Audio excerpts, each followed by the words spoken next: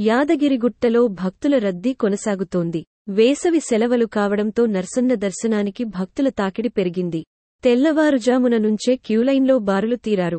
ఉచిత దర్శనానికి 3 గంటల సమయం పడుతోంది. ప్రత్యేక ప్రవేశ రూ. 150 దర్శనానికి 2 గంటల సమయం పడుతుంది. భక్తుల రద్దీ అధికంగా ఉండటంతో ఆలయ ప్రాంతాలు కిక్కిరిసిపోయాయి. ఉచిత దర్శనానికి 3 గంటల సమయం పడుతుండగా ప్రత్యేక దర్శనానికి 2 గంటల సమయం పడుతోంది. లడ్డు ప్రసాదం కౌంటర్లు, కళ్యాణకట్ట వద్ద కూడా భక్తుల కోలాహలం నెలకొంది. భక్తుల రద్దీని ముందే ఊహించిన ఆలయ సిబ్బంది భక్తులకు ఎలాంటి ఇబ్బందులు కలుగకుండా ఏర్పాట్లు చేశారు.